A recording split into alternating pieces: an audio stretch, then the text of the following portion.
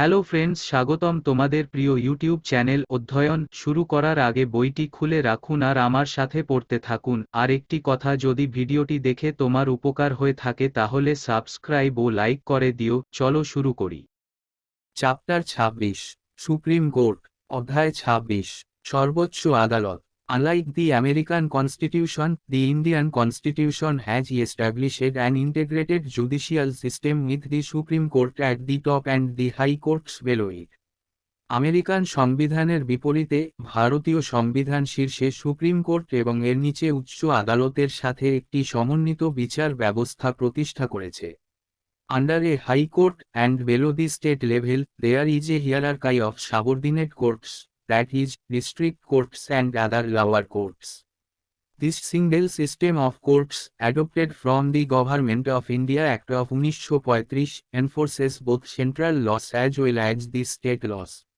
In USA, on the other hand, the federal laws are enforced by the federal judiciary and the state laws are enforced by the state judiciary. There is thus a double system of courts in USA, one for the center and the other for the states. To sum up, India, although a federal country like the USA, has a unified judiciary and one system of fundamental law and justice. একটি উচ্চ আদালতের অধীনে এবং রাজ্য স্তরের নিচে অধস্তন আদালতের একটি শ্রেণীবিন্যাস রয়েছে, অর্থাৎ জেলা আদালত এবং অন্যান্য নিম্ন আদালত। 1935 সালের ভারত সরকারের আইন থেকে গৃহীত এই একক আদালতের ব্যবস্থা কেন্দ্রীয় আইনের পাশাপাশি রাজ্যের আইন উভয়ই প্রয়োগ করে। মার্কিন যুক্তরাষ্ট্রে, অন্যদিকে, ফেডারেল আইনগুলি ফেডারেল বিচার বিভাগ দ্বারা প্রয়োগ করা হয় এবং রাষ্ট্রীয় আইনগুলি রাষ্ট্রীয় বিচার বিভাগ দ্বারা প্রয়োগ করা হয়। এইভাবে মার্কিন যুক্তরাষ্ট্রে আদালতের একটি দ্বৈত ব্যবস্থা রয়েছে, একটি কেন্দ্রের জন্য এবং অন্যটি রাজ্যগুলির জন্য। সংক্ষেপে বলা যায়, ভারত, যদিও মার্কিন যুক্তরাষ্ট্রের মতো একটি ফেডারেল দেশ, একটি ঐক্যবদ্ধ বিচার বিভাগ এবং মৌলিক আইন ও ন্যায়বিচারের একটি ব্যবস্থা রয়েছে। The Supreme Court of India was inaugurated on January 28, 1950. It succeeded the Federal Court of India, established under the Government of India Act of 1935. However, the jurisdiction of the Supreme Court is greater than that of its predecessor. This is because the Supreme Court has replaced the British Privy Council as the highest court of appeal. Articles 124 to 147 in Part V of the Constitution deal with the organization, independence, jurisdiction, powers, procedures and so on of the Supreme Court. The Parliament is also authorized to regulate them. ভারতের supreme court 28 জানুয়ারি 1950 উদ্বোধন করা হয়েছিল। এটি 1935 সালের ভারত সরকার আইনের অধীনে প্রতিষ্ঠিত ভারতের ফেডারেল কোর্টের উত্তরাধিকারী হয়েছিল। তবে, সুপ্রিম কোর্টের এখতিয়ার তার পূর্বসূরির চেয়ে বেশি। কারণ, সুপ্রিম কোর্ট ব্রিটিশ প্রিভি কাউন্সিলকে আপিলের সর্বোচ্চ আদালত হিসেবে প্রতিস্থাপন করেছে। সংবিধানের পঞ্চম অংশের অনুচ্ছেদ 124 থেকে 147 সুপ্রিম কোর্টের সংগঠন, স্বাধীনতা, এখতিয়ার, ক্ষমতা, পদ্ধতি এবং আরও অনেক কিছুর সাথে সম্পর্কিত। সংসদ তাদের নিয়ন্ত্রণের জন্য অনুমোদিত। কম্পোজিশন অ্যান্ড অ্যাপয়েন্টমেন্ট, রচনা এবং নিয়োগ। At present, the Supreme Court consists of 34 judges, 1 Chief Justice and 33 other judges. In 2019, the Center notified an increase in the number of Supreme Court judges from 31 to 34, including the Chief Justice of India. This followed the enactment of the Supreme Court Number of Judges Amendment Act 2019. Originally, the strength of the Supreme Court was fixed at 8, 1 Chief Justice and 7 other judges. The Parliament has increased this number of other judges progressively to 10 in 1956, to 13 in 1960, to 17 in 1977, to 25 in 1986, to 30 in 2008 and to 33 in 2019.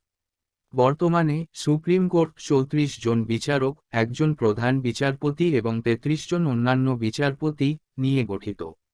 2019 সালে, কেন্দ্র ভারতের প্রধান বিচারপতি সহ supreme কোর্টের বিচারকের সংখ্যা 31 থেকে 34-এ বৃদ্ধির বিজ্ঞপ্তি দিয়েছে।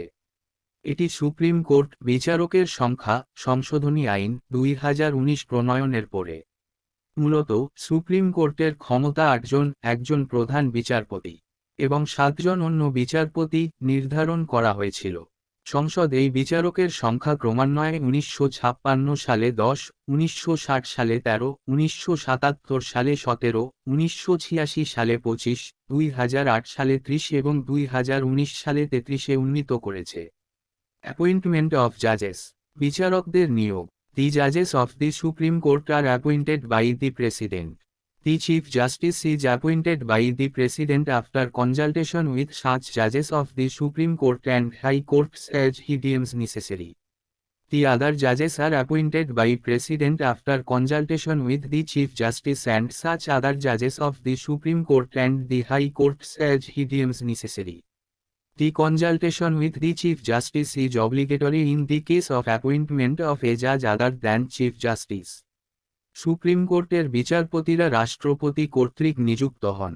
সুপ্রিম কোর্ট ও হাইকোর্টের বিচারকদের সঙ্গে পরামর্শের পর রাষ্ট্রপতি কর্তৃক প্রধান বিচারপতি নিয়োগ করা হয় যা তিনি প্রয়োজন মনে করেন। অন্যান্য বিচারপতিরা প্রধান বিচারপতি এবং সুপ্রিম কোর্ট এবং হাইকোর্টের অন্যান্য বিচারপতিদের সাথে পরামর্শের পর রাষ্ট্রপতি কর্তৃক নিযুক্ত হন যা তিনি প্রয়োজন মনে করেন। প্রধান বিচারপতি ছাড়া অন্য বিচারপতি নিয়োগের ক্ষেত্রে প্রধান বিচারপতির সঙ্গে পরামর্শ বাধ্যতামূলক। কন্ট্রোভার্সি ওভার কনসালটেশন, পরামর্শ নিয়ে বিবাদ। The Supreme Court has given different interpretation of the word consultation in the above provision. In the first judge's case 1982, the court held that consultation does not mean concurrence and it only implies exchange of views. But, in the second judge's case 1993, the court reversed its earlier ruling and changed the meaning of the word consultation to concurrence. Hence, it ruled that the advice tendered by the Chief Justice of India is binding on the President in the matters of appointment of the judges of the Supreme Court. Supreme court উপরের বিধানে পরামর্শ শব্দের ভিন্ন ব্যাখ্যা দিয়েছে। প্রথম বিচারক মামলায় 1982 আদালত বলেছিল যে পরামর্শের অর্থ সম্মতি নয় এবং এটি কেবল মতামত বিনিময়কে বোঝায়। কিন্তু দ্বিতীয় বিচারকের মামলায় 1993 আদালত তার পূর্বের রায়কে প্রত্যাহার করে এবং পরামর্শ শব্দের অর্থ সম্মতিতে পরিবর্তন করে। সুতরাং এটি রায় দিয়েছে যে সুপ্রিম কোর্টের বিচারকদের নিয়োগের ক্ষেত্রে ভারতের প্রধান বিচারপতি কর্তৃক প্রদত্ত পরামর্শ রাষ্ট্রপতির জন্য বাধ্যতামূলক। But, the Chief Justice would tender his advice on the matter after consulting two of his senior-most colleagues. Similarly, in the third judge's case 1998, the court opined that the consultation process to be adopted by the Chief Justice of India requires consultation of plurality judges. The sole opinion of the Chief Justice of India does not constitute the consultation process. He should consult a collegium of 4 senior-most judges of the Supreme Court, and even if 2 judges give an adverse opinion, he should not send the recommendation to the government. The court held that the recommendation made by the Chief Justice of India without complying with the norms and requirements of the consultation process are not binding on the government. তবে প্রধান বিচারপতি তার 2 জ্যেষ্ঠ সহকর্মীর সঙ্গে পরামর্শ করে এ বিষয়ে পরামর্শ দেবেন। একইভাবে তৃতীয় বিচারকের মামলায় 1998 আদালত মতামত দিয়েছে যে ভারতের প্রধান বিচারপতি কর্তৃক গৃহীত পরামর্শ প্রক্রিয়ার জন্য বহুত্ব বিচারকের পরামর্শ প্রয়োজন। ভারতের প্রধান বিচারপতির একমাত্র মতামত পরামর্শ প্রক্রিয়া গঠন করে না। তার উচিত সুপ্রিম কোর্টের 4 জন জ্যেষ্ঠতম বিচারকের একটি কলেজিয়ামের সাথে পরামর্শ করা এবং 2 জন বিচারক বিরূপ মতামত দিলেও তার সুপারিশ সরকারের কাছে পাঠানো উচিত নয়। আদালত বলেছে যে ভারতের প্রধান বিচারপতি পরামর্শ প্রক্রিয়ার নিয়ম ও প্রয়োজনীয়তা না মেনে যে সুপারিশ করেছেন তা সরকারের জন্য বাধ্যতামূলক নয়।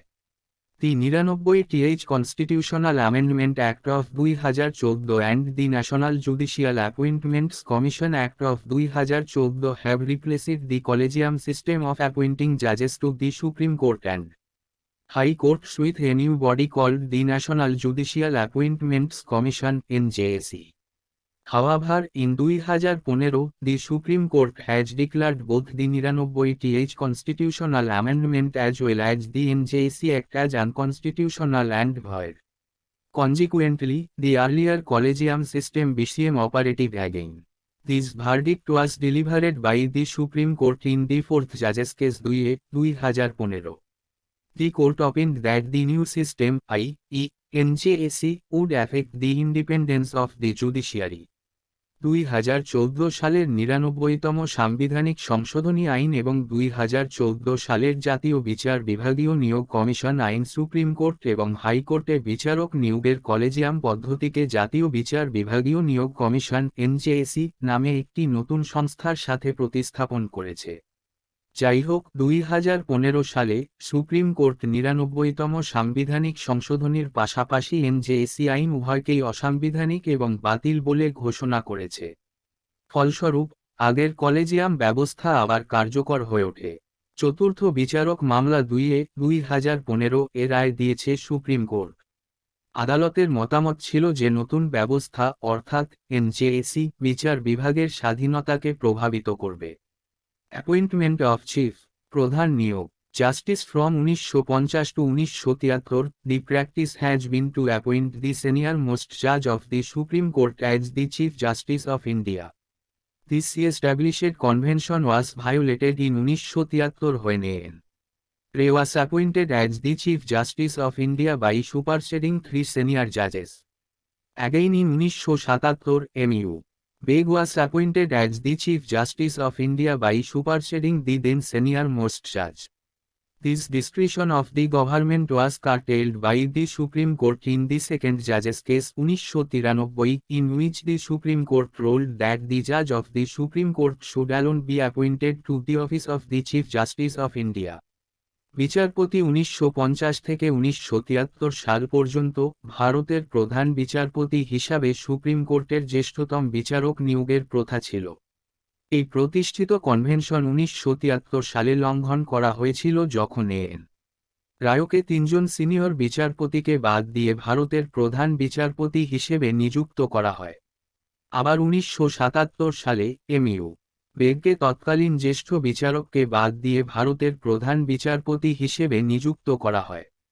সরকারের এই বিচক্ষণতা দ্বিতীয় বিচারক মামলায় 1993 সুপ্রিম কোর্ট দ্বারা হ্রাস করা হয়েছিল, যেখানে সুপ্রিম কোর্ট রায় দিয়েছিল যে সুপ্রিম কোর্টের জ্যেষ্ঠতম বিচারককে একাই ভারতের প্রধান বিচারপতির পদে নিয়োগ করা উচিত। কোয়ালিফিকেশনস, ওয়েথ অ্যান্ড স্যালারিজ, যোগ্যতা, শপথ এবং বেতন। কোয়ালিফিকেশনস অফ জাজেস, বিচারকদের যোগ্যতা। A person to be appointed as a judge of the Supreme Court should have the following qualifications. Supreme কোর্টের বিচারক হিসেবে নিয়োগের জন্য একজন ব্যক্তির নিম্নলিখিত যোগ্যতা থাকতে হবে। 1. He should be a citizen of India. তাকে ভারতের নাগরিক হতে হবে। 2. He should have been a judge of a high court or high court in succession for 5 years, or B. He should have been an advocate of a high court or high court in succession for 10 years, or C. He should be a distinguished jurist in the opinion of the President. তাকে 5 বছরের জন্য একটি উচ্চ আদালতের বা পরপর উচ্চ আদালতের বিচারক হওয়া উচিত ছিল, বা খ. তাকে 10 বছর ধরে হাইকোর্টের বা পরপর হাইকোর্ট উকিল হওয়া উচিত ছিল, অথবা গ. রাষ্ট্রপতির মতে তাকে একজন বিশিষ্ট আইনজ্ঞ হতে হবে। From the above, it is clear that the Constitution has not prescribed the minimum age for appointment as a judge of the Supreme Court. উপরোক্ত থেকে এটা স্পষ্ট যে সংবিধান সুপ্রিম কোর্টের বিচারপতি হিসেবে নিয়োগের জন্য ন্যূনতম বয়স নির্ধারণ করেনি। ওয়েথ অর অ্যাফিরমেশন, শপথ বা নিশ্চিতকরণ। A person appointed as a judge of the Supreme Court, before entering upon his office, has to make and subscribe an oath or affirmation before the President, or some person appointed by him for this purpose. In his oath, a judge of the Supreme Court swears. Supreme কোর্টের বিচারক হিসাবে নিযুক্ত একজন ব্যক্তি তার পদে প্রবেশের পূর্বে রাষ্ট্রপতি বা এই উদ্দেশ্যে তার দ্বারা নিযুক্ত কোন ব্যক্তির সামনে একটি শপথ বা প্রতিশ্রুতি দিতে হবে। তার শপথে সুপ্রিম কোর্টের একজন বিচারপতি শপথ নেন। 1. To bear true faith and allegiance to the Constitution of India. ভারতের সংবিধানের প্রতি সত্যিকারের বিশ্বাস এবং আনুগত্য বহন করা। 2. To uphold the sovereignty and integrity of India. ভারতের সার্বভৌমত্ব এবং অখণ্ডতা সমুন্নত রাখা। 3. To duly and faithfully and to the best of his ability, knowledge and judgment perform the duties of the office without fear or favor, affection or ill will, and যথাযথভাবে এবং বিশ্বস্ততার সাথে এবং তার সর্বোত্তম ক্ষমতা, জ্ঞান এবং বিচারে ভয় বা অনুগ্রহ, স্নেহ বা অনিচ্ছা ছাড়াই অফিসের দায়িত্ব পালন করা। 4. To uphold the constitution and the laws, সংবিধান ও আইন সমুন্নত রাখা। স্যালারিস অ্যান্ড অলোয়েন্সেস, বেতন ও ভাতা। The salaries, allowances, privileges, leave and pension of the জাজেস of the supreme Court are determined from time to time by the Parliament. They cannot be varied to their disadvantage after their appointment except during a financial emergency.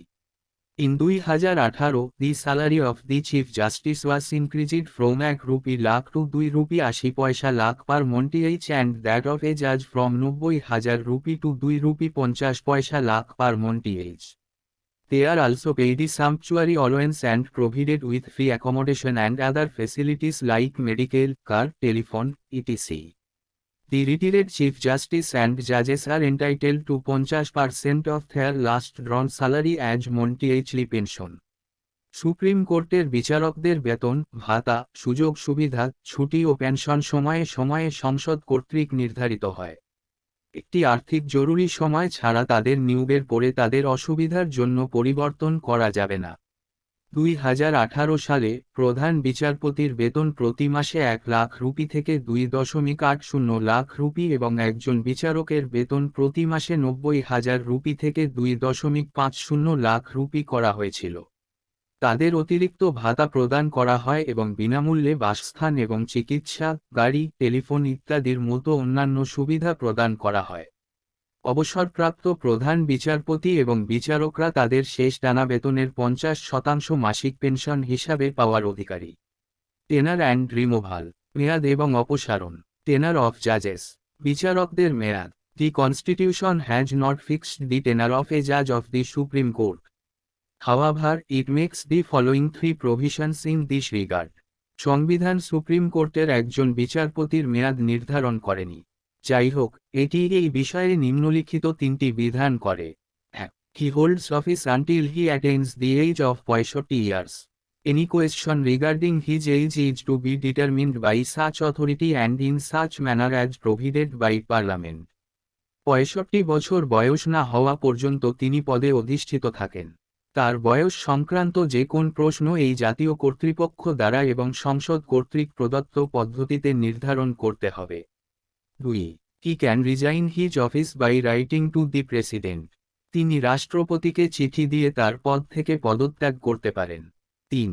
He can be removed from his office by the President on the recommendation of the Parliament. সংসদের সুপারিশে রাষ্ট্রপতি তাকে তার পদ থেকে অপসারণ করতে পারেন। Removal of জাজেস, বিচারকদের অপসারণ। এ জাজ of the supreme court can be removed from his office by an order of the president. The president can issue the removal order only after an address by parliament has been presented to him in the same session for such removal. The address must be supported by a special majority of each House of Parliament, a majority of the total membership of that House and a majority of not less than 2/3 of the members of that House present and voting. The grounds of removal are to prove misbehavior or incapacity. রাষ্ট্রপতির আদেশে supreme কোর্টের একজন বিচারপতিকে তার কার্যালয় থেকে অপসারণ করা যেতে পারে। এই ধরনের অপসারণের জন্য একই অধিবেশনে সংসদের একটি ভাষণ পেশ করার পরেই রাষ্ট্রপতি অপসারণের আদেশ জারি করতে পারেন। ভাষণটি সংসদের প্রতিটি হাউসের একটি বিশেষ সংখ্যাগরিষ্ঠ দ্বারা সমর্থিত হতে হবে, অর্থাৎ সেই হাউসের মোট সদস্য সংখ্যার সংখ্যাগরিষ্ঠ এবং সেই হাউসের উপস্থিত ও ভোটদানকারী সদস্যদের কম নয় 2/3 সংখ্যাগরিষ্ঠ।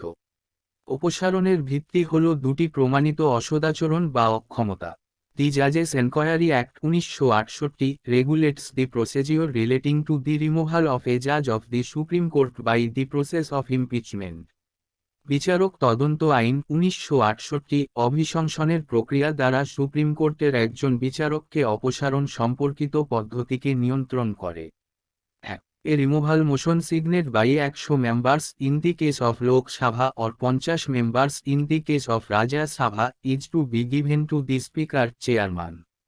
100 জন সদস্য লোকসভার ক্ষেত্রে বা 50 জন সদস্য রাজ্যসভার ক্ষেত্রে দ্বারা স্বাক্ষরিত একটি অপসারণ প্রস্তাব স্পিকার চেয়ারম্যানকে দিতে হবে। 2. The Speaker Chairman may admit the motion or refuse to admit it.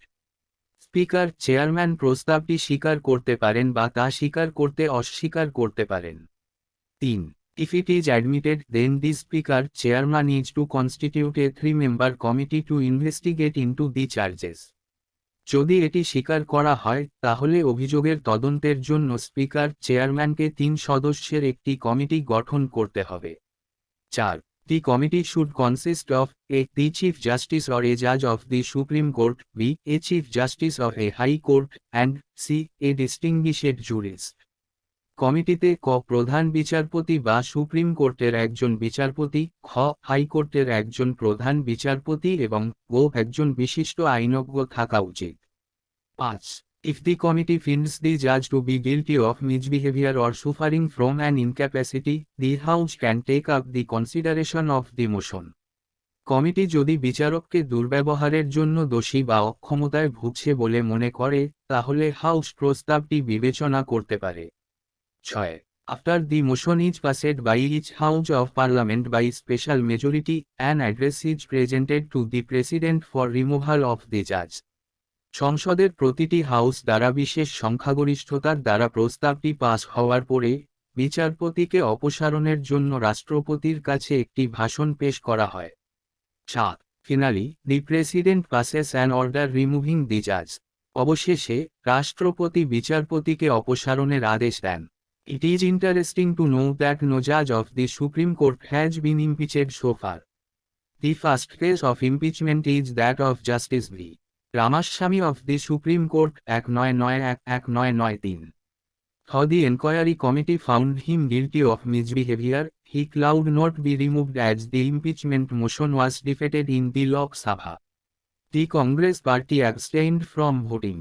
এটা জানা মজার বিষয় যে সুপ্রিম কোর্টের কোনো বিচারপতিকে এখন পর্যন্ত অভিশংসন করা হয়নি। অভিশংসনের প্রথম মামলাটি হল সুপ্রিম কোর্টের বিচারপতি ভি. রামাস্বামীর 1991-1993। যদিও তদন্ত কমিটি তাকে অসদাচরণের জন্য দোষী সাব্যস্ত করেছে, লোকসভায় অভিশংসন প্রস্তাব পরাজিত হওয়ায় তাকে অপসারণ করা যায়নি। কংগ্রেস পার্টি ভোটদানে বিরত থাকে। অ্যাকশন: আধোক অ্যান্ড রিটায়ার্ড জাজেস। অ্যাকশন: অ্যাডহক ও অবসরপ্রাপ্ত বিচারক। অ্যাক্টিং চিফ জাস্টিস, ভারপ্রাপ্ত প্রধান বিচারপতি। The President can appoint a judge of the Supreme Court as an acting Chief Justice of India when রাষ্ট্রপতি সুপ্রিম কোর্টের একজন বিচারককে ভারতের ভারপ্রাপ্ত প্রধান বিচারপতি হিসেবে নিয়োগ করতে পারেন যখন 1. The office of Chief Justice of India is vacant or ভারতের প্রধান বিচারপতির পদ খালি। 2. The Chief Justice of India is temporarily absent or ভারতের প্রধান বিচারপতি সাময়িকভাবে অনুপস্থিত। 3. The Chief Justice of India is unable to perform the duties of his office. ভারতের প্রধান বিচারপতি তার অফিসের দায়িত্ব পালন করতে অক্ষম। Adhoc judge. Adhoc judge. When there is a lack of quorum of the permanent judges to hold or continue any session of the Supreme Court, the Chief Justice of India can appoint a judge of a high court as an ad hoc judge of the Supreme Court for a temporary period. He can do so only after consultation with the Chief Justice of the High Court concerned and with the previous consent of the President. The judge so appointed should be qualified for appointment as a judge of the Supreme Court.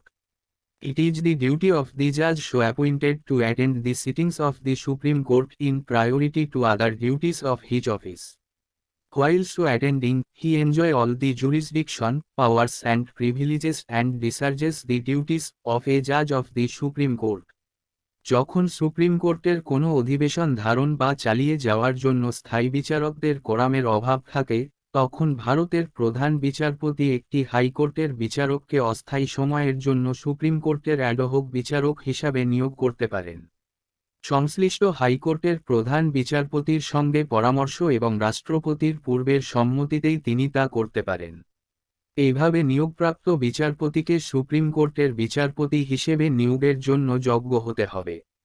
Supreme কোর্টের বৈঠকে উপস্থিত থাকা বিচারকের দায়িত্ব তার অফিসের অন্যান্য দায়িত্বকে অগ্রাধিকার দিয়ে উপস্থিত থাকার সময় তিনি সুপ্রিম কোর্টের একজন বিচারকের সমস্ত এখতিয়ার, ক্ষমতা এবং বিশেষাধিকার এবং দায়িত্ব পালন উপভোগ করেন। রিটায়ার্ড জাজ, অবসরপ্রাপ্ত বিচারক।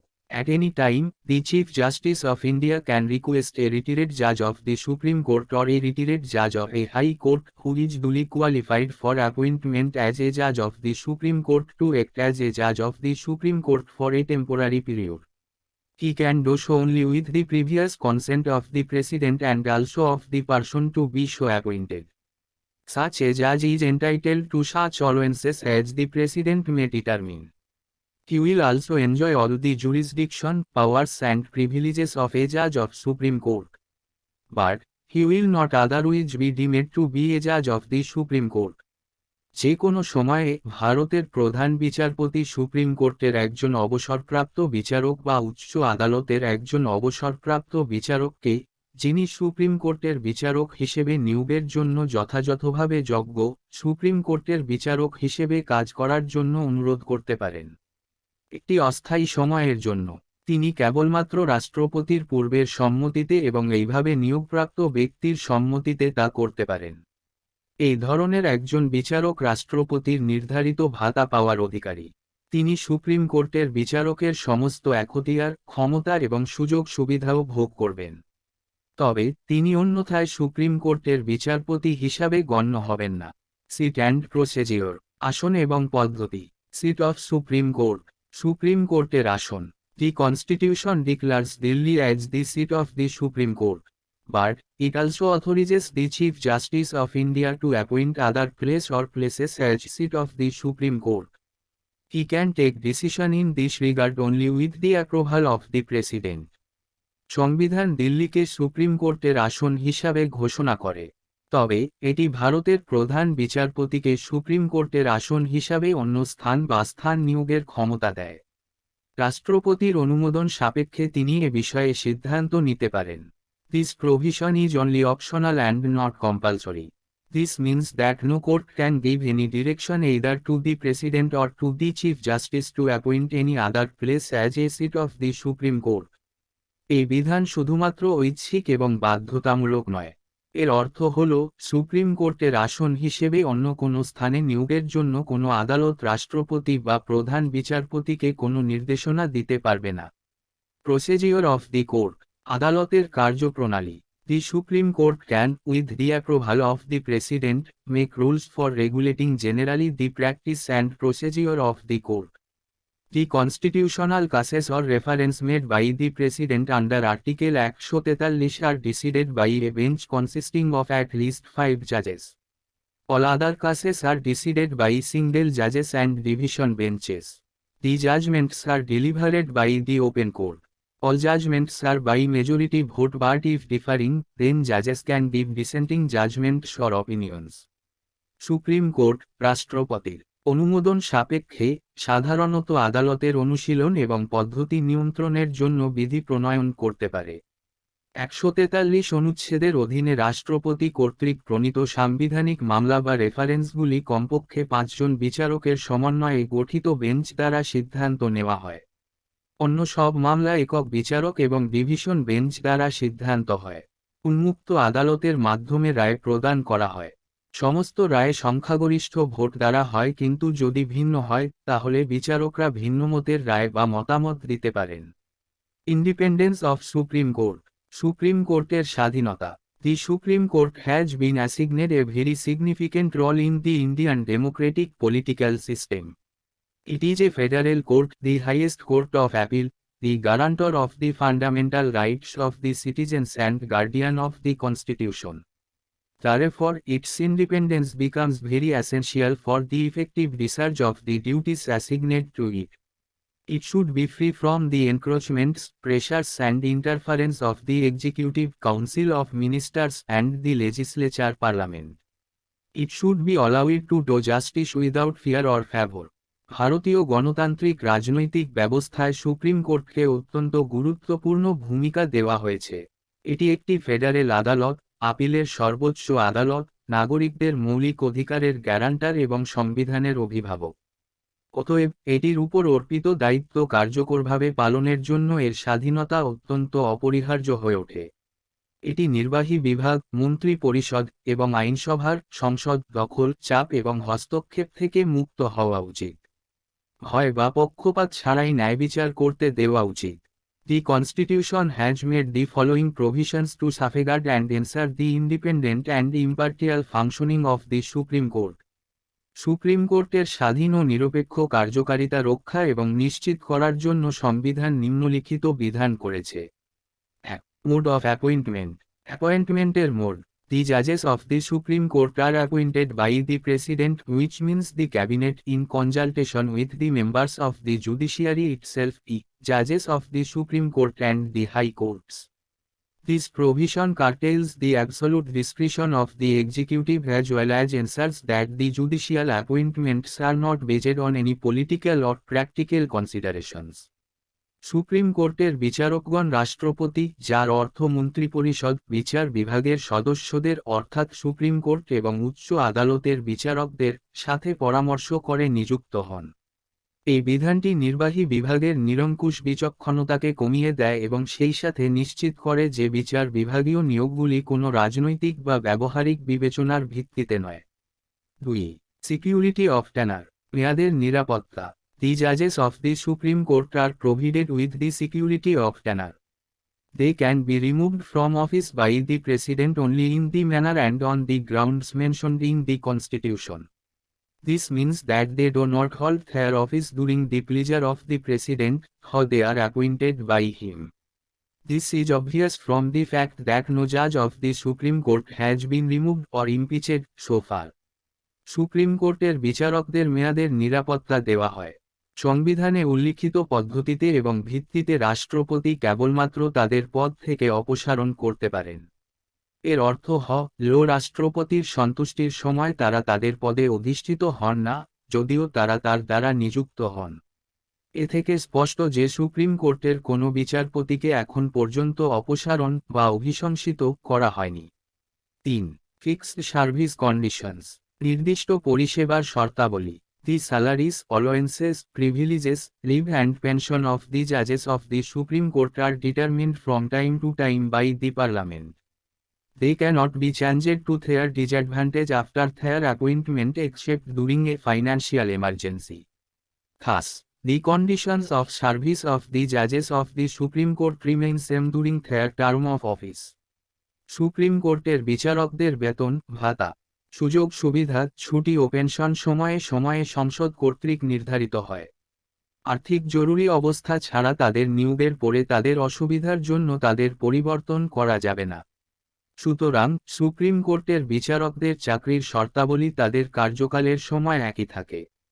4. Expenses charged on consolidated fund. একত্রিত তহবিলে চার্জ করা খরচ। The salaries, allowances and pensions of the judges and the staff as well as all the administrative expenses of the Supreme Court are charged on the Consolidated Fund of India. Thus, they are non-votable by the Parliament, or they can be discussed by it. বিচারক এবং কর্মীদের বেতন, ভাতা এবং পেনশনের পাশাপাশি supreme কোর্টের সমস্ত প্রশাসনিক খরচ ভারতের একত্রিত তহবিলে চার্জ করা হয়।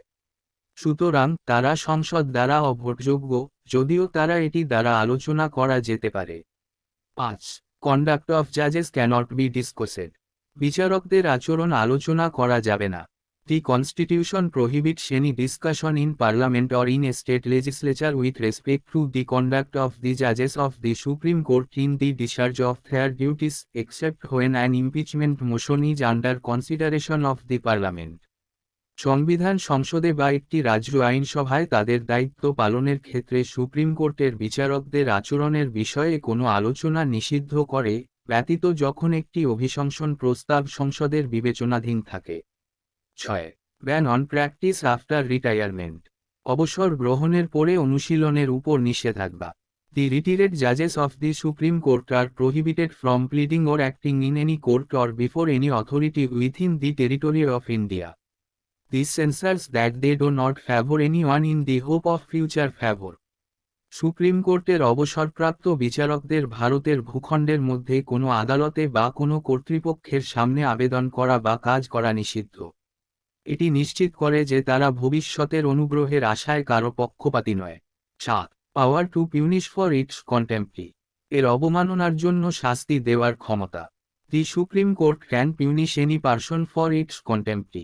Thus, its actions and decisions cannot be criticized and opposed by anybody.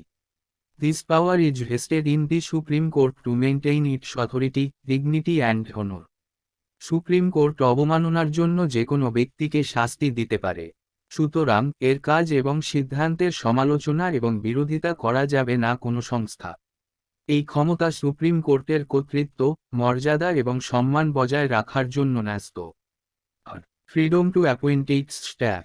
এর কর্মী নিয়োগের স্বাধীনতা।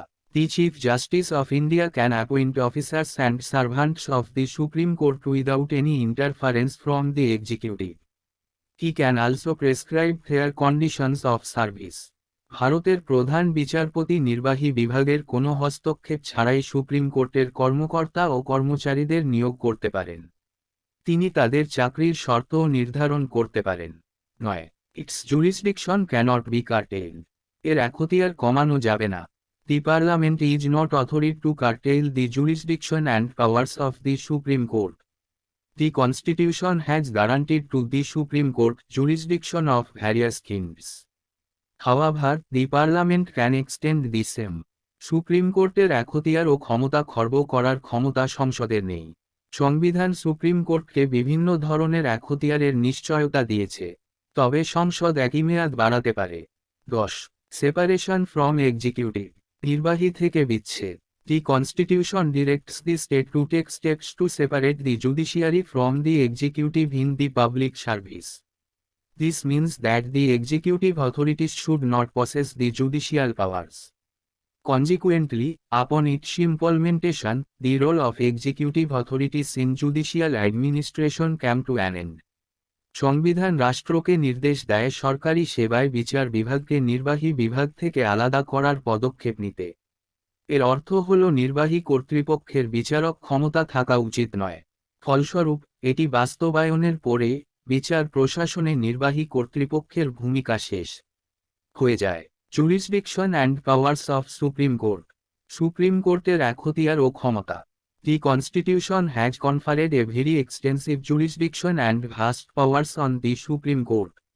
It is not only a federal court like the American Supreme Court but also a final court of appeal like the British House of Lords, the upper house of the British Parliament.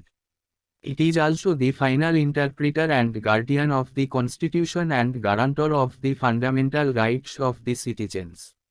Further, it has advisory and supervisory powers. সংবিধান supreme কোর্টকে একটি অত্যন্ত বিস্তৃত এখতিয়ার এবং বিশাল ক্ষমতা প্রদান করেছে। এটি শুধুমাত্র আমেরিকান সুপ্রিম কোর্টের মতো একটি ফেডারেল আদালত নয়, বরং ব্রিটিশ হাউস অফ লর্ডসের, ব্রিটিশ পার্লামেন্টের উচ্চকক্ষ মতো আপিলের চূড়ান্ত আদালত। এটি সংবিধানের চূড়ান্ত ব্যাখ্যাকার ও অভিভাবক এবং নাগরিকদের মৌলিক অধিকারের গ্যারান্টিও।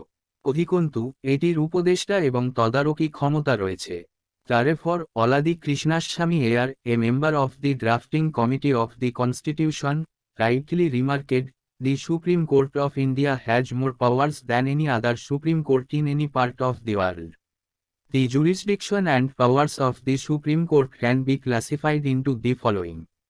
তাই সংবিধানের খসড়া কমিটির সদস্য আল্লাদি কৃষ্ণস্বামী আয়ার যথার্থই মন্তব্য করেছেন, ভারতের সুপ্রিম কোর্টের বিশ্বের যে কোনো প্রান্তে অন্য যে কোনো সুপ্রিম কোর্টের চেয়ে বেশি ক্ষমতা রয়েছে। সুপ্রিম কোর্টের এখতিয়ার ও ক্ষমতাকে নিম্নলিখিত শ্রেণীতে ভাগ করা যায়। 1. অরিজিনাল জুরিসডিকশন, মূল এখতিয়ার। 2. রাইট জুরিসডিকশন, রিট এখতিয়ার। 3. অ্যাপেলেট জুরিসডিকশন, আপিলের এখতিয়ার। 4. অ্যাডভিজরি জুরিসডিকশন, উপদেষ্টা এখতিয়ার। 5. A court of record, record আদালত। 6. পাওয়ার অফ জুডিশিয়াল রিভিউ, বিচার বিভাগীয় পর্যালোচনা ক্ষমতা। 7. কনস্টিটিউশনাল ইন্টারপ্রিটেশন, সাংবিধানিক ব্যাখ্যা। আদার পাওয়ার্স, অন্যান্য ক্ষমতা। 1. অরিজিনাল জুরিসডিকশন, মূল এখতিয়ার। As a federal court, the Supreme Court decides the disputes between different units of the Indian Federation. More elaborately, any dispute. একটি ফেডারেল আদালত হিসাবে সুপ্রিম কোর্ট ভারতীয় ফেডারেশনের বিভিন্ন ইউনিটের মধ্যে বিবাদের সিদ্ধান্ত নেয়। আরও বিশদভাবে, কোনো বিরোধ between the centre and one or more states or কেন্দ্র এবং এক বা একাধিক রাজ্যের মধ্যে between the centre and any state or states on one side and one or more other states on the other side or কেন্দ্র এবং কোনো রাজ্য বা রাজ্যের মধ্যে একদিকে এবং এক বা একাধিক অন্যান্য রাজ্যের মধ্যে between two or more states দুই বা ততোধিক রাজ্যের মধ্যে। In the above federal disputes, the Supreme Court has exclusive original jurisdiction. Exclusive means no other court can decide such disputes, and original means the power to hear such disputes in the first instance, not by way of appeal. With regard to the exclusive original jurisdiction of the Supreme Court, 2 points should be noted. 1. The dispute must involve a question, whether of law or fact, on which the existence or extent of a legal right depends. Thus, the questions of political nature are excluded from it. 2. Any suit brought before the Supreme Court by a private citizen against the center or a state cannot be entertained under this. উপরোক্ত federal বিরোধগুলিতে supreme কোর্টের একচেটিয়া মূল এখতিয়ার রয়েছে। একচেটিয়া উপায়ে অন্য কোন আদালত এই ধরনের বিরোধের সিদ্ধান্ত নিতে পারে না এবং মূল উপায়ে প্রথম উদাহরণে এই ধরনের বিরোধ শোনার ক্ষমতা আপিলের মাধ্যমে নয়। সুপ্রিম কোর্টের একচেটিয়া মূল এখতিয়ারের ব্যাপারে দুটি বিষয় লক্ষ্য করা উচিত। এক, বিবাদে অবশ্যই একটি প্রশ্ন, আইন হোক বা বাস্তবতা হোক, জড়িত থাকতে হবে যার উপর একটি আইনি অধিকারের অস্তিত্ব বা ব্যক্তি নির্ভর করে। সুতরাং রাজনৈতিক প্রকৃতির প্রশ্নগুলি এটি থেকে বাদ দেওয়া হয়। 2. কেন্দ্র বা রাজ্যের বিরুদ্ধে কোনো বেসরকারি নাগরিকের দ্বারা সুপ্রিম কোর্টে আনা কোনো মামলা এর অধীনে গ্রহণ করা যাবে না। Further, this jurisdiction of the Supreme Court does not extend to the following. অধিকন্তু সুপ্রিম কোর্টের এই এখতিয়ার নিম্নলিখিত ক্ষেত্রে প্রসারিত নয়। A dispute arising out of any pre-constitution treaty, agreement, covenant, engagement, sanad or other similar instrument. প্রাক সাংবিধানিক চুক্তি, বাগদান, সনদ বা অন্য অনুরূপ দলিল থেকে উদ্ভূত বিরোধ। B. A dispute arising out of any treaty, agreement, etc., which specifically provides that the said jurisdiction does not extend to such a dispute. কোনো চুক্তি ইত্যাদি থেকে উদ্ভূত একটি বিরোধ যা বিশেষভাবে প্রদান করে যে উল্লিখিত এখতিয়ারটি এই ধরনের বিরোধের সীমাবদ্ধ নয়। সি. ইন্টারস্টেট ওয়াটার ডিসপুটস, আন্তঃরাজ্য জল বিরোধ। D. Matters referred to the Finance Commission, বিষয়গুলি অর্থ কমিশনে উল্লেখ করা হয়েছে। Adjustment of certain expenses and pensions between the centre and the states, কেন্দ্র এবং রাজ্যগুলির মধ্যে নির্দিষ্ট খরচ এবং পেনশনের সমন্বয়। F. Ordinary dispute of commercial nature between the centre and the states, কেন্দ্র এবং রাজ্যগুলির মধ্যে বাণিজ্যিক প্রকৃতির সাধারণ বিরোধ। G. Recovery of damages by a state against the centre, কেন্দ্রের বিরুদ্ধে রাজ্যের ক্ষতিপূরণ। In 1961, the first suit under the original jurisdiction of the Supreme Court was brought by West Bengal against the center. The state government challenged the constitutional validity of the Coal-Bearing Area Acquisition and Development Act 1957 passed by the Parliament. However, the Supreme Court dismissed the suit by upholding the validity of the Act. 1961 সালে প্রথম মামলা supreme কোর্টের মূল এখতিয়ারের অধীনে পশ্চিমবঙ্গ কেন্দ্রের বিরুদ্ধে নিয়ে আসে। রাজ্য সরকার সংসদ কর্তৃক পাস হওয়া কয়লা বহন এলাকা অধিগ্রহণ ও উন্নয়ন আইন 1957 এর সাংবিধানিক বৈধতাকে চ্যালেঞ্জ করেছে। তবে সুপ্রিম কোর্ট আইনের বৈধতা বহাল রেখে মামলাটি খারিজ করে দিয়েছে। 2. রাইট জুরিসডিকশন, রিট এখতিয়ার।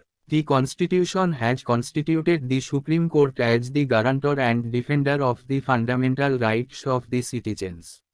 সংবিধান সুপ্রিম কোর্টকে নাগরিকদের মৌলিক অধিকারের গ্যারান্টার ও রক্ষক হিসেবে গঠন করেছে। The Supreme Court is empowered to issue rights including habeas corpus, mandamus, prohibition, quo warranto and certiorari for the enforcement of the fundamental rights of an aggrieved citizen. In this regard, the Supreme Court has original jurisdiction in the sense that an aggrieved citizen can directly go to the Supreme Court, not necessarily by way of appeal. Supreme court একজন সংক্ষুব্ধ নাগরিকের মৌলিক অধিকার প্রয়োগের জন্য habeas corpus, mandamus, নিষেধাজ্ঞা, কো warranto এবং সার্টিওরারি সহ writ জারি করার ক্ষমতাপ্রাপ্ত।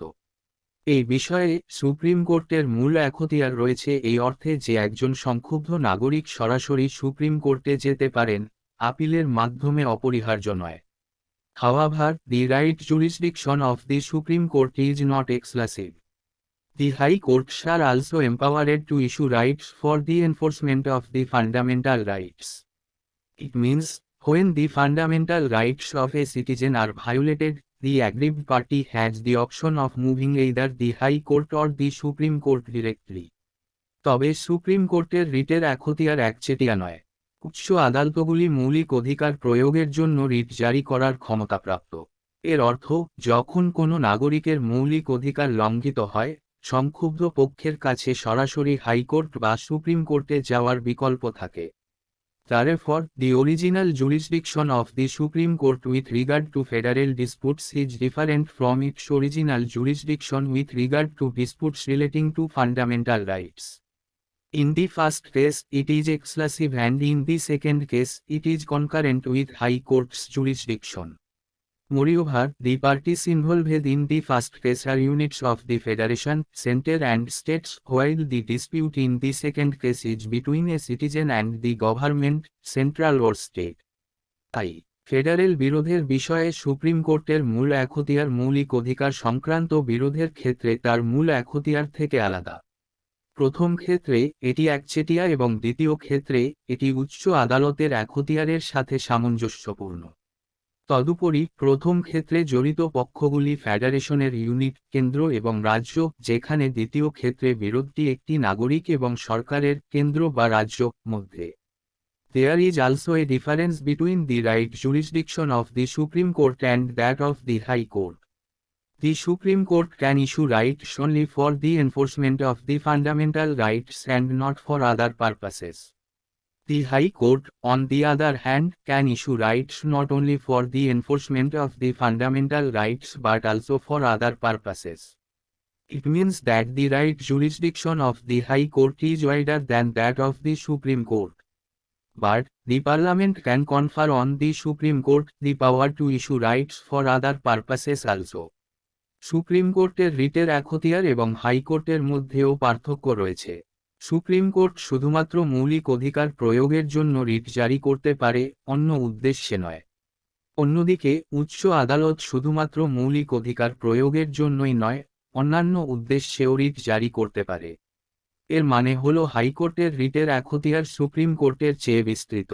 তবে সংসদ সুপ্রিম কোর্টকে প্রদান করতে পারে অন্যান্য উদ্দেশ্যেও রিট জারি করার ক্ষমতা। 3.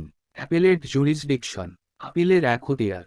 As mentioned earlier, the Supreme Court has not only succeeded the Federal Court of India but also replaced the British Privy Council as the highest court of appeal.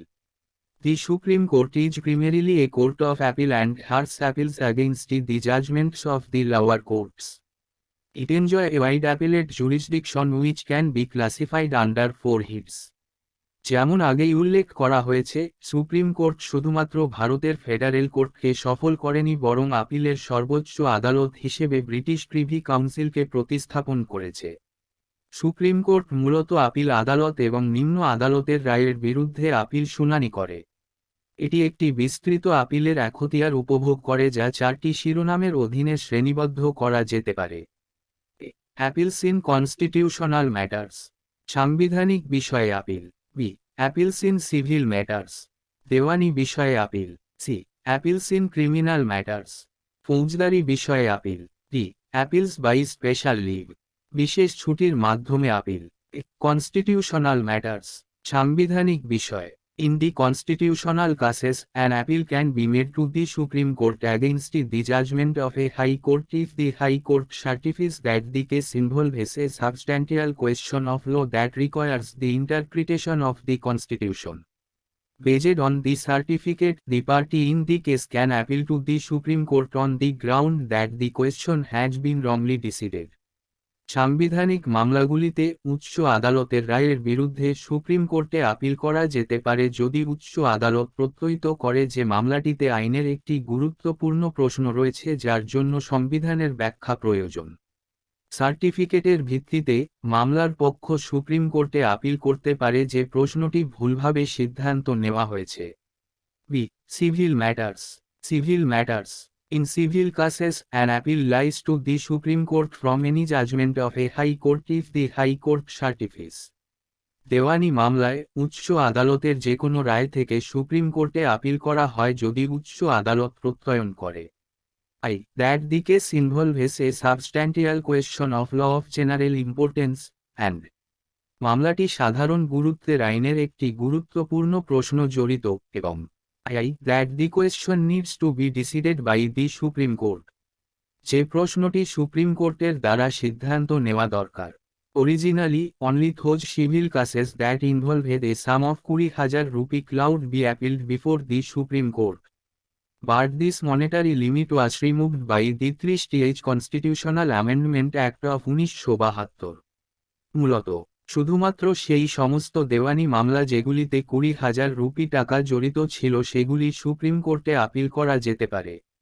কিন্তু এই আর্থিক সীমা 1972 সালের 30তম সাংবিধানিক সংশোধনী আইন দ্বারা অপসারণ করা হয়েছিল। সি. Criminal matters. অপরাধমূলক বিষয়। The Supreme Court hears appeals against the judgment in a criminal proceeding of a High Court if the High Court.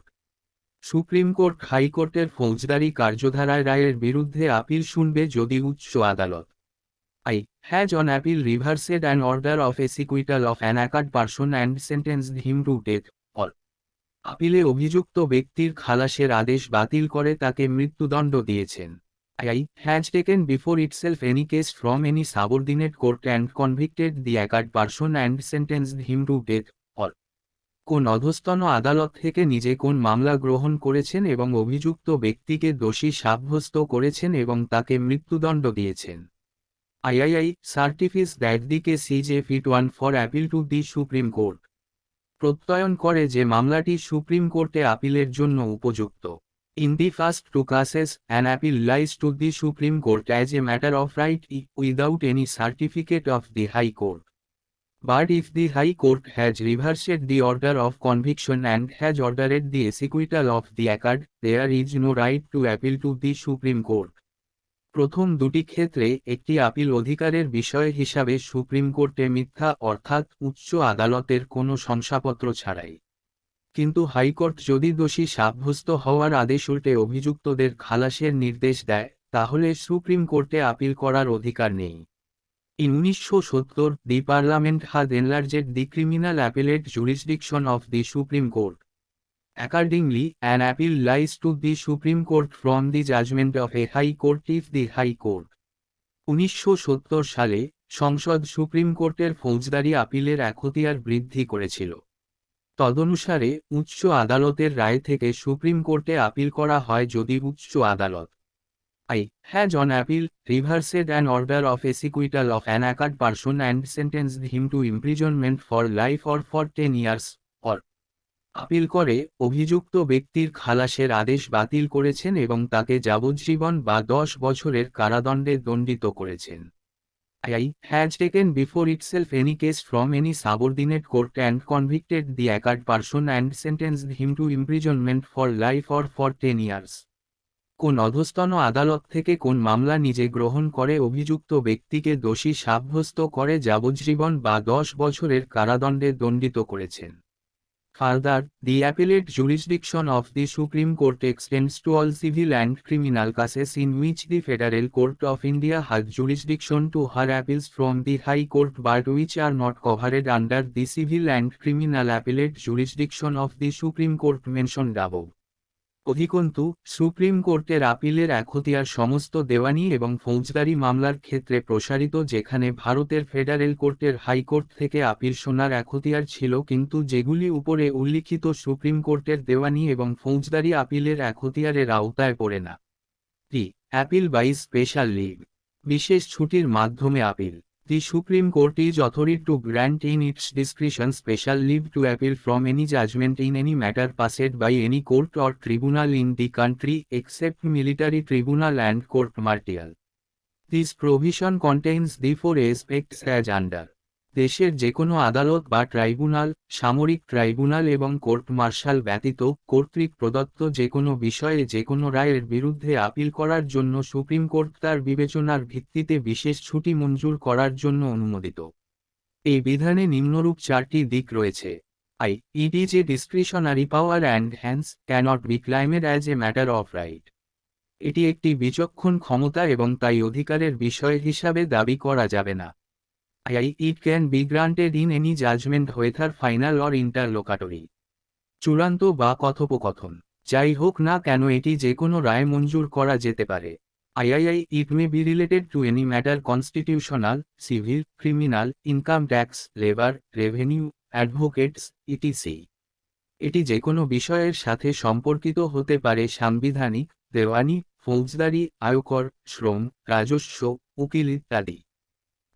It can be granted against any court or tribunal and not necessarily against a high court of course except a military court.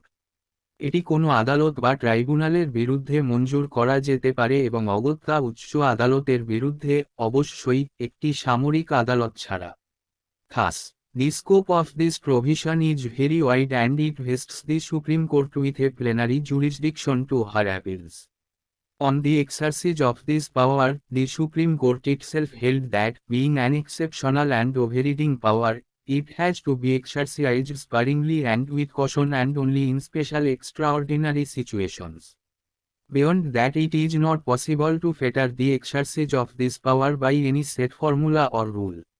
এইভাবে এই বিধানের পরিধি খুবই বিস্তৃত এবং এটি supreme কোর্টকে আপিলের শুনানির জন্য একটি পূর্ণাঙ্গ এখতিয়ার প্রদান করে। এই ক্ষমতা প্রয়োগের বিষয়ে সুপ্রিম কোর্ট নিজেই বলেছে যে একটি ব্যতিক্রমী এবং অপ্রতিরোধ্য ক্ষমতা হওয়ায় এটিকে সংযত এবং সতর্কতার সাথে এবং শুধুমাত্র বিশেষ অসাধারণ পরিস্থিতিতে ব্যবহার করতে হবে। এর বাইরে কোনো সুনির্দিষ্ট সূত্র বা নিয়ম দ্বারা এই ক্ষমতার প্রয়োগকে আটকানো সম্ভব নয়। 4. অ্যাডভিজরি জুরিসডিকশন, উপদেষ্টা এখতিয়ার।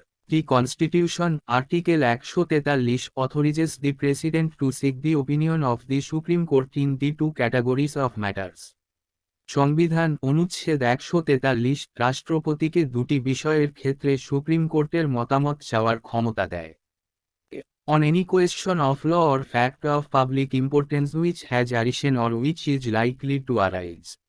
আইন বা জনগুরুত্বপূর্ণ বাস্তবতার যে কোনো প্রশ্নে উদ্ভূত হয়েছে বা যা উদ্ভূত হওয়ার সম্ভাবনা রয়েছে। On any dispute arising out of any pre-constitution treaty, agreement, covenant, engagement, sanad or other similar instruments. প্রাক সাংবিধানিক চুক্তি, বাগদান, সনদ বা অন্যান্য অনুরূপ দলিল থেকে উদ্ভূত বিরোধের বিষয়ে। In the first case, the Supreme Court may tender or may refuse to tender its opinion to the President. But, in the second case, the Supreme Court must tender its opinion to the President. In both the cases, the opinion expressed by the Supreme Court is only advisory and not a judicial pronouncement. Hence, it is not binding on the President, he may follow or may not follow the opinion.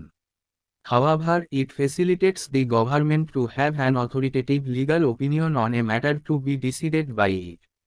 প্রথম ক্ষেত্রে supreme court tender করতে পারে বা রাষ্ট্রপতিকে তার মতামত দিতে অস্বীকার করতে পারে। কিন্তু দ্বিতীয় ক্ষেত্রে সুপ্রিম কোর্টকে রাষ্ট্রপতির কাছে তার মতামত দিতে হবে।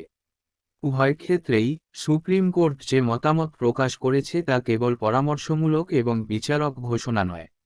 অতএব এটি রাষ্ট্রপতির জন্য বাধ্যতামূলক নয়, তিনি মতামত অনুসরণ করতে পারেন বা অনুসরণ করতে পারেন না। যাই হোক, এটি সরকারকে এটি দ্বারা সিদ্ধান্ত নেওয়ার বিষয়ে একটি কর্তৃত্বপূর্ণ আইনি মতামত পেতে সহায়তা করে। So far, 2019 the President has made 15 reference to the Supreme Court under its advisory jurisdiction, also known as consultative jurisdiction. These are mentioned below in the chronological order. এখন পর্যন্ত 2019 রাষ্ট্রপতি তার উপদেষ্টা এখতিয়ারের অধীনে সুপ্রিম কোর্টে 15টি রেফারেন্স করেছেন, যা পরামর্শমূলক এখতিয়ার হিসাবেও পরিচিত। এগুলো নিচে কালানুক্রমিকভাবে উল্লেখ করা হলো। 1. Delhi loss act 1951। 1951 সালে দিল্লি আইন। 2. কেরালা এডুকেশন বিল 1958। 1958 সালে কেরালা শিক্ষা বিল। 3. বেরুবারি ইউনিয়ন 1960। বেরুবারি ইউনিয়ন 1960 সালে। 4. C customs act 1963। 1963 সালে সমুদ্র শুল্ক আইন। 5. Keshav Singh case relating to the privileges of the legislature in 1964। 1964 সালে আইনসভার বিশেষাধিকার সংক্রান্ত কেশব সিংয়ের মামলা। 6. Presidential election in 1974। 1974 সালে রাষ্ট্রপতি নির্বাচন। 7. Special courts bill in 1978। 1978 সালে বিশেষ আদালত বিল। 8. Jammu and Kashmir resettlement act in 1982। 1982 সালে জম্মু ও কাশ্মীর পুনর্বাসন আইন। 9. কভারি ওয়াটার ডিসপুটস ট্রিব্যুনাল ইন 1992। 1992 সালে কাভেরি জল বিরোধ ট্রাইব্যুনাল। 10. রামা জন্মভূমি কেস ইন 1993। 1993 সালে রামজন্মভূমি মামলা। 11. Consultation process to be adopted by the Chief Justice of India in 1998।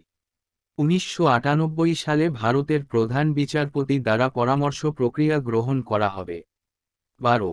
Legislative competence of the center and states on the subject of natural gas and liquefied natural gas in 2001। 2001 সালে প্রাকৃতিক gas এবং তরলীকৃত প্রাকৃতিক গ্যাসের বিষয়ে কেন্দ্র এবং রাজ্যগুলির আইনি যোগ্যতা। 13. The constitutional validity of the Election Commission's decision on deferring the Gujarat Assembly elections in 2002। 2002 সালে গুজরাট বিধানসভা নির্বাচন পিছিয়ে দেওয়ার বিষয়ে নির্বাচন কমিশনের সিদ্ধান্তের সাংবিধানিক বৈধতা। 14. Punjab termination of agreements act in 2004। 2004 সালে পাঞ্জাব অবসান চুক্তি আইন। 15. 2 G spectrum case verdict and the mandatory auctioning of natural resources across all sectors in 2012। 2 G spectrum মামলার রায় এবং 2012 সালে সমস্ত সেক্টর জুড়ে প্রাকৃতিক সম্পদের বাধ্যতামূলক নিলাম। 5. এ কোর্ট অফ রেকর্ড আদালত। As a court of record the supreme Court has two powers. Record আদালত হিসাবে সুপ্রিম কোর্টের দুটি ক্ষমতা রয়েছে। The judgments, proceedings and acts of the supreme Court are recorded for perpetual memory and testimony. These records are admitted to be of evidentiary value and cannot be questioned when produced before any court. They are recognized as legal precedents and legal reference. Supreme কোর্টের রায়, কার্যধারা এবং কাজগুলি চিরস্থায়ী স্মৃতি এবং সাক্ষ্যের জন্য record করা হয়। এই রেকর্ডগুলিকে প্রমাণিত মূল্য হিসাবে স্বীকার করা হয় এবং কোনো আদালতে হাজির করার সময় জিজ্ঞাসাবাদ করা যায় না। তারা আইনি নজির এবং আইনি রেফারেন্স হিসাবে স্বীকৃত হয়। B. It has power to punish for contempt of court either with simple imprisonment for a term up to 6 months or with fine up to 2000 rupee or with both. In 1991, the Supreme Court has ruled that it has power to punish for contempt not only of itself but also of high courts, subordinate courts and tribunals functioning in the entire country. আদালত অবমাননার জন্য 6 মাস পর্যন্ত সাধারণ কারাদণ্ড বা 2000 rupee পর্যন্ত জরিমানা বা উভয়েরই শাস্তি দেওয়ার ক্ষমতা রয়েছে। 1991 সালে সুপ্রিম কোর্ট রায় দিয়েছে যে এটি শুধুমাত্র নিজের জন্য নয় বরং সমগ্র দেশে কাজ করা উচ্চ আদালত, অধস্তন আদালত এবং ট্রাইব্যুনালগুলির অবমাননার জন্য শাস্তি দেওয়ার ক্ষমতা রাখে। Contempt of court may be civil or criminal. Civil contempt means willful disobedience to any judgment, order, right or other process of a court or willful breach of an undertaking given to a court. Criminal contempt means the publication of any matter or doing an act which আদালত অবমাননা দেওয়ানি বা ফৌজদারি হতে পারে। দেওয়ানি অবমাননা মানে কোনো রায়, আদেশ, রিট বা আদালতের অন্যান্য প্রক্রিয়ার ইচ্ছাকৃত অবাধ্যতা বা আদালতে প্রদত্ত অঙ্গীকারের ইচ্ছাকৃত লঙ্ঘন। ফৌজদারি অবমাননা মানে কোনো বিষয় প্রকাশ করা বা এমন কোনো কাজ করা যা scandalizes or lowers the authority of a court or আদালতের কর্তৃত্ব কেলেঙ্কারি বা হ্রাস করে। I prejudices or interferes with the due course of a judicial proceeding, or কোন বিচারক কার্যধারার যথার্থ সময়ে কুসংস্কার বা হস্তক্ষেপ। I interferes or obstructs the administration of justice in any other manner. অন্য কোনো উপায়ে বিচার প্রশাসনে হস্তক্ষেপ বা বাধা দেয়। However, innocent publication and distribution of some matter, fair and accurate report of judicial proceedings, fair and reasonable criticism of judicial acts and comment on the administrative side of the judiciary do not amount to contempt of court. যাই হোক, কিছু বিষয়ে নির্দোষ প্রকাশনা ও বিতরণ, বিচারক কার্যক্রমের ন্যায্য ও নির্ভুল প্রতিবেদন, বিচারক কার্যের ন্যায্য ও যুক্তিসঙ্গত সমালোচনা এবং বিচার বিভাগের প্রশাসনিক দিক সম্পর্কে মন্তব্য আদালত অবমাননার পরিমাপ করে না। 6. Power of judicial review. বিচার বিভাগীয় পর্যালোচনা ক্ষমতা।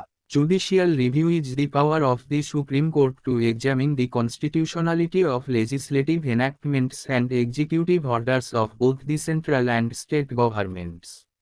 On examination, if they are found to be violative of the Constitution, ultra vires, they can be declared as illegal, unconstitutional and invalid, null and void by the Supreme Court. Consequently, they cannot be enforced by the government. বিচার বিভাগীয় পর্যালোচনা হল কেন্দ্রীয় এবং রাজ্য উভয় সরকারের আইন প্রণয়ন এবং নির্বাহী আদেশের সাংবিধানিকতা পরীক্ষা করার জন্য সুপ্রিম কোর্টের ক্ষমতা। পরীক্ষায় যদি তারা সংবিধান লঙ্ঘন আল্ট্রা ভাইরাস বলে প্রমাণিত হয়, তবে সুপ্রিম কোর্ট তাদের অবৈধ, অসাংবিধানিক এবং অবৈধ, নাল এবং অকার্যকর হিসাবে ঘোষণা করতে পারে। ফলস্বরূপ, সেগুলি সরকার দ্বারা প্রয়োগ করা যায় না। 7. Constitutional interpretation. সাংবিধানিক ব্যাখ্যা। দি supreme court is the ultimate interpreter of the constitution. It can give final version to the spirit and content of the provisions of the Constitution and the verbiage used in the Constitution. While interpreting the Constitution, the Supreme Court is guided by a number of doctrines. In other words, the Supreme Court applies various doctrines in interpreting the Constitution. The important doctrines are mentioned below. Supreme court সংবিধানের চূড়ান্ত ব্যাখ্যাকারী। এটি সংবিধানের বিধানের চেতনা ও বিষয়বস্তু এবং সংবিধানে ব্যবহৃত শব্দচয়নের চূড়ান্ত রূপ দিতে পারে। সংবিধানের ব্যাখ্যা করার সময় সুপ্রিম কোর্ট বিভিন্ন মতবাদ দ্বারা পরিচালিত হয়। অন্য কথায়, সুপ্রিম কোর্ট সংবিধানের ব্যাখ্যায় বিভিন্ন মতবাদ প্রয়োগ করে। গুরুত্বপূর্ণ মতবাদগুলো নিচে উল্লেখ করা হল। 1. ডক্ট্রাইন অফ সেভারবিলিটি, বিচ্ছিন্নতার মতবাদ। 2. ডক্ট্রাইন অফ ওয়াইভার, মৌকুফের মতবাদ। 3. ডক্ট্রাইন অফ ইক্লিপস, গ্রহণের মতবাদ। 4. Doctrine of territorial nexus, territorial নেক্সাসের মতবাদ। 5. Doctrine of pith and substance, pith এবং পদার্থের মতবাদ। 6. ডক্ট্রাইন অফ কালাউরেবল লেজিসলেশন, রঙিন আইনের মতবাদ। 7. ডক্ট্রাইন অফ ইমপ্লাইড পাওয়ার্স, অন্তর্নিহিত ক্ষমতার মতবাদ। 8. Doctrine of incidental and ancillary powers, ঘটনাগত এবং আনুষঙ্গিক ক্ষমতার মতবাদ। 9. ডক্ট্রাইন অফ প্রেসিডেন্ট, নজির মতবাদ। 10. ডক্ট্রাইন অফ অকিউপাইড ফিল্ড, দখলকৃত ক্ষেত্রের মতবাদ। 11. ডক্ট্রাইন অফ প্রসপেক্টিভ ওভাররুলিং, সম্ভাব্য ওভাররুলিংয়ের মতবাদ। 12. ডক্ট্রাইন অফ হারমোনিয়াস কনস্ট্রাকশন, সুরেলা নির্মাণের মতবাদ। 13. ডক্ট্রাইন অফ লাইবারেল ইন্টারপ্রিটেশন, উদার ব্যাখ্যার মতবাদ। আদার পাওয়ার্স, অন্যান্য ক্ষমতা। Besides the above, the Supreme Court has numerous other powers. উপরের বিষয়গুলি ছাড়াও সুপ্রিম কোর্টের আরও অনেক ক্ষমতা রয়েছে। It decides the disputes regarding the election of the president and the vice president. In this regard, it has the original, exclusive and final authority. এটি রাষ্ট্রপতি এবং সহ-সভাপতি নির্বাচন সংক্রান্ত বিরোধের সিদ্ধান্ত নেয়। এই বিষয়ে এটির মূল, একচেটিয়া এবং চূড়ান্ত কর্তৃত্ব রয়েছে। B. It inquires into the conduct and behavior of the chairman and members of the Union Public Service Commission on a reference made by the President. If it finds them guilty of misbehavior, it can recommend to the President for their removal. The advice tendered by the Supreme Court in this regard is binding on the President. এটি রাষ্ট্রপতি কর্তৃক প্রদত্ত একটি রেফারেন্সের ভিত্তিতে union public service কমিশনের chairman এবং সদস্যদের আচরণ এবং আচরণ সম্পর্কে অনুসন্ধান করে। যদি এটি তাদের অসদাচরণের জন্য দোষী সাব্যস্ত করে তবে এটি তাদের অপসারণের জন্য রাষ্ট্রপতির কাছে সুপারিশ করতে পারে। এই বিষয়ে সুপ্রিম কোর্ট যে পরামর্শ দিয়েছে তা রাষ্ট্রপতির জন্য বাধ্যতামূলক। C, it has power to review its own judgement or order. Thus, it is not bound by its previous decision and can depart from it in the interest of justice or community welfare. In brief, the Supreme Court is a self-correcting agency. For example, in the Kesavananda Bharati case 1973, the Supreme Court departed from its previous judgment in the Golaknath case 1967. এর নিজস্ব রায় বা আদেশ পর্যালোচনা করার ক্ষমতা রয়েছে। সুতরাং এটি তার পূর্ববর্তী সিদ্ধান্তের সাথে আবদ্ধ নয় এবং ন্যায়বিচার বা সম্প্রদায়ের কল্যাণের স্বার্থে এটি থেকে সরে যেতে পারে। সংক্ষেপে, সুপ্রিম কোর্ট একটি স্ব-সংশোধনকারী সংস্থা। উদাহরণস্বরূপ কেশবানন্দ ভারতী মামলায় 1973, গোলকনাথ মামলায় 1967 সুপ্রিম কোর্ট তার আগের রায় থেকে সরে যায়। It is authorized to withdraw the cases pending before the High Courts and dispose them by itself. It can also transfer a case or appeal pending before one High Court to another High Court. উচ্চ আদালতে বিচারাধীন মামলাগুলি প্রত্যাহার করার এবং সেগুলি নিজেই নিষ্পত্তি করার জন্য এটি অনুমোদিত। এটি একটি উচ্চ আদালতের সামনে বিচারাধীন মামলা বা আপিল অন্য উচ্চ আদালতে স্থানান্তর করতে পারে। Its law is binding on all courts in India. Its decree or order is enforceable throughout the country. All authorities, civil and judicial, in the country should act in aid of the Supreme Court. এর আইন ভারতের সমস্ত আদালতের জন্য বাধ্যতামূলক। এর decree বা আদেশ সারা দেশে বলবৎযোগ্য। দেশের সকল কর্তৃপক্ষের দেওয়ানি ও বিচার বিভাগীয় সুপ্রিম কোর্টের সহায়তায় কাজ করা উচিত। It has power of judicial superintendence and control over all the courts and tribunals functioning in the entire territory of the country. এটির বিচার বিভাগীয় তত্ত্বাবধানে ক্ষমতা রয়েছে এবং দেশের সমগ্র অঞ্চলে কাজ করা সমস্ত আদালত এবং ট্রাইব্যুনালের উপর নিয়ন্ত্রণ রয়েছে। The Supreme Court, its jurisdiction and powers with respect to matters in the Union list can be enlarged by the Parliament. Further, its jurisdiction and powers with respect to other matters can be enlarged by a special agreement of the centre and the states. Union তালিকার বিষয়ে supreme কোর্টের এখতিয়ার এবং ক্ষমতা সংসদ দ্বারা বাড়ানো যেতে পারে। আরও, কেন্দ্র এবং রাজ্যগুলির একটি বিশেষ চুক্তির মাধ্যমে অন্যান্য বিষয়ে এর এখতিয়ার এবং ক্ষমতা বাড়ানো যেতে পারে। Supreme court advocates. সুপ্রিম কোর্টের আইনজীবী। 3 categories of advocates are entitled to practice law before the Supreme Court. They are 3 শ্রেণীর আইনজীবী সুপ্রিম কোর্টের সামনে আইন অনুশীলনের অধিকারী। তারা হল: Senior advocates. Senior advocate. These are advocates who are designated as senior advocates by the Supreme Court of India or by any High Court. The court can designate any advocate, with his consent, as senior advocate if in its opinion by virtue of his ability, standing at the bar or special knowledge or experience in law the said advocate is deserving of such distinction. এরা হলেন advocate যারা ভারতের supreme court বা যে কোনো high court দ্বারা senior advocate হিসেবে মনোনীত হয়। আদালত যে কোনো অ্যাডভোকেটকে তার সম্মতি নিয়ে সিনিয়র অ্যাডভোকেট হিসাবে মনোনীত করতে পারেন যদি তার মতামতের ভিত্তিতে, বারে দাঁড়ানো বা আইন বিষয়ে বিশেষ জ্ঞান বা অভিজ্ঞতার ভিত্তিতে উল্লিখিত অ্যাডভোকেট এই জাতীয় পার্থক্যের যোগ্য হন। A senior advocate is not entitled to appear without an advocate on record in the Supreme Court or without a junior in any other court or tribunal in India. He is also not entitled to accept instructions to draft pleadings or affidavits, advise on evidence or do any drafting work of an analogous kind in any court or tribunal in India or undertake conveyancing work of any kind whatsoever, but this prohibition shall not extend to settling any such matter as aforesaid in consultation with a junior. একজন senior advocate supreme কোর্টে advocate on record ছাড়া বা ভারতের অন্য কোনো আদালত বা ট্রাইব্যুনালে জুনিয়র ছাড়া হাজির হওয়ার অধিকারী নন।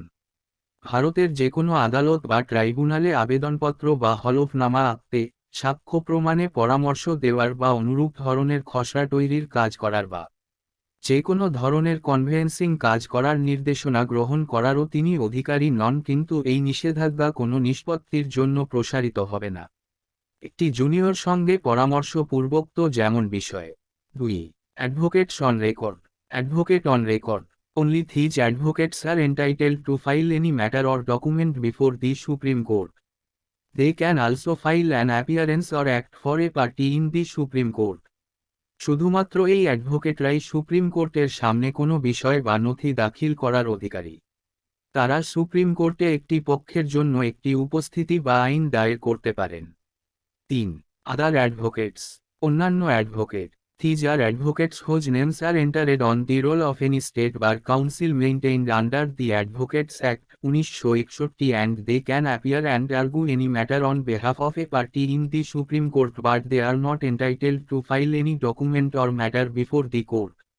এগুলি হলো সেই সমস্ত উকিল যাদের নাম অ্যাডভোকেটস অ্যাক্ট 1961 এর অধীনে রক্ষিত যে কোনো রাজ্য বার কাউন্সিলের রোলে প্রবেশ করানো হয়েছে এবং তারা সুপ্রিম কোর্টে কোনো পক্ষের পক্ষে উপস্থিত হতে এবং যুক্তি দিতে পারে, তবে তারা কোনো নথি বা বিষয় ফাইল করার অধিকারী নয় আদালতের সামনে। এখানেই এই চ্যাপ্টারটি শেষ করলাম। পরবর্তী ভিডিওতে আমরা পরের চ্যাপ্টার পড়ব।